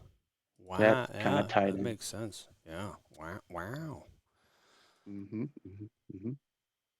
So, yeah, Anyway, she takes him. I guess I'd from imagine there. she takes him first to the entrance of the mines of Mandalore,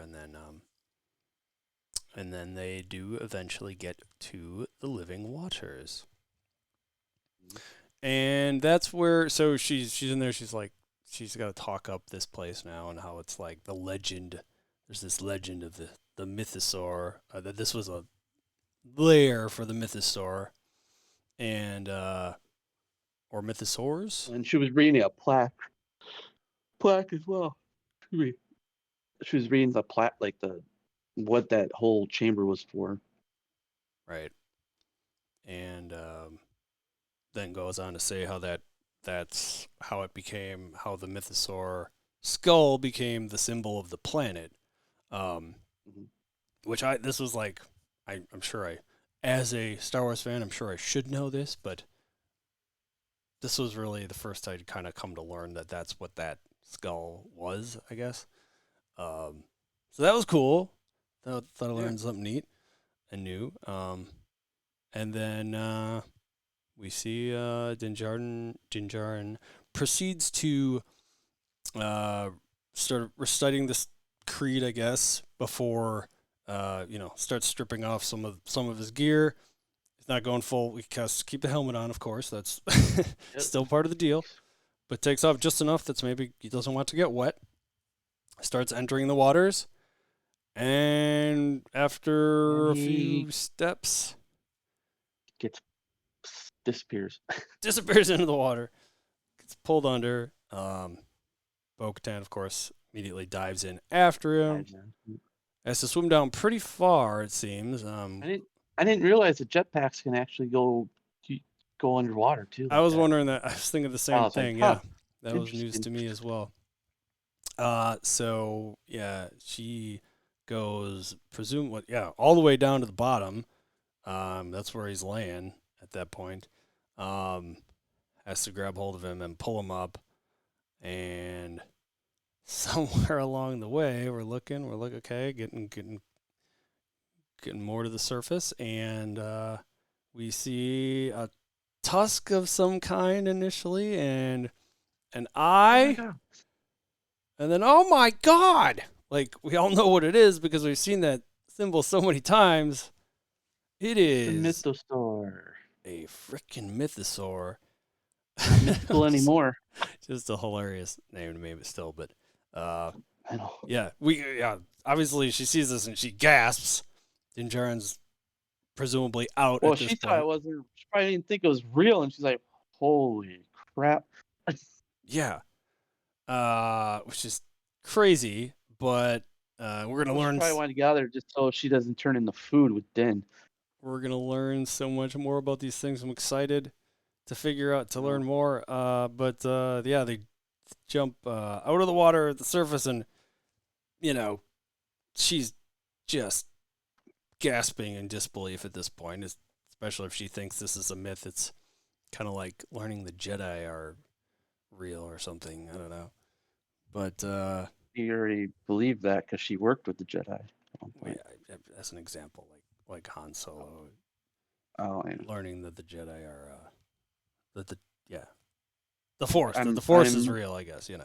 I'm really looking forward to seeing what next week comes because it's her 30. It's getting good and it's getting even better. Yes. The show doesn't fail, and I'm telling you, there's I think there's something to the number of episodes or something. Like the 8-episode thing is. You know, get bored of it. It's like 8 to 10 is like perfect because some shows do 10. Mhm. That's perfect. Like when they do anywhere from 17 to 25, it's like you're gonna lose me after a while. Right. Yeah. So, what is Herschel saying? Mythosaur makes me think of the holiday Fruity Pebbles cereal commercial. No, Fruity Pebbles. What? I think you're talking about M&Ms. That they do exist. Where are you getting Fruity Pebbles from? Yeah. That's M&M's commercial. Yeah, they do exist. That's exactly what it's like, though. Yeah. All right, yeah, but that's where that episode left off, and man, was that a good one. All right, well, as is tradition.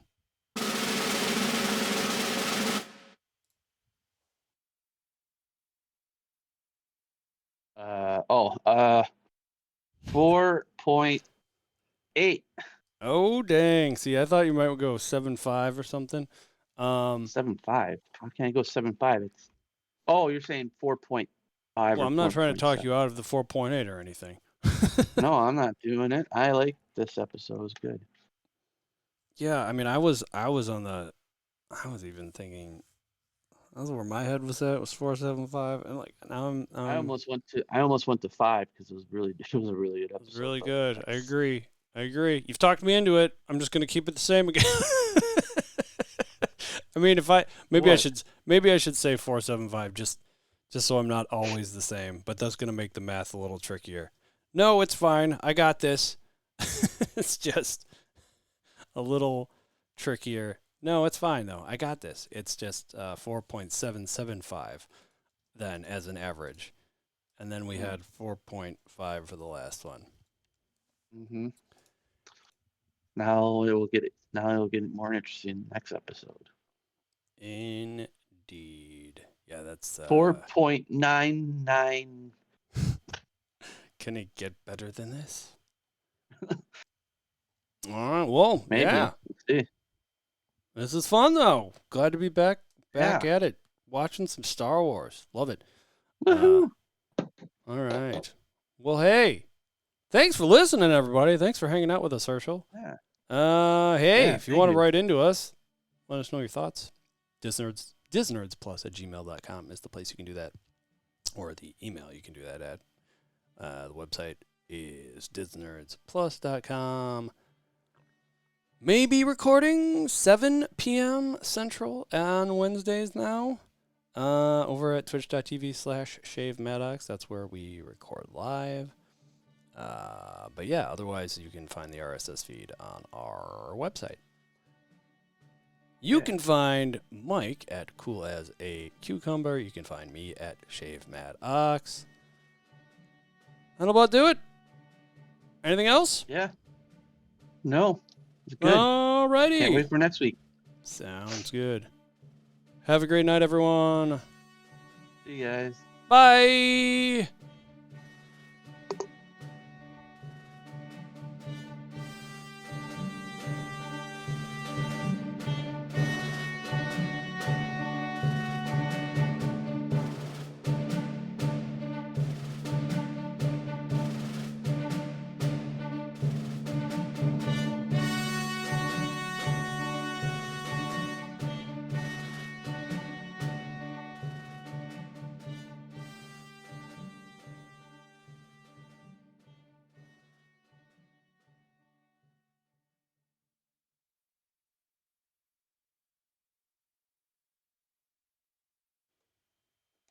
We did it! Yeah. Hooray! Did it. Yeah. All right. I will let you go since it's late. Yeah, it's a little late. Yeah. It's okay. But yeah, I'm gonna hit the hay in a little bit here. Sounds good. Thanks for Well, doing that. Thanks for your patience. yeah, no problem. That was fun. Well, I think this is going to be my sort of new strategy if you're cool with it though, where like I'll focus on somewhat of a more basic outline initially and maybe you can fill the gaps cuz you're good at details. Probably a good way of doing it. yeah, I don't know how those details stick in my head, but they're there. Yeah, and then I can not have to stress quite as much about trying to get the details when I'm not good at them. But cool.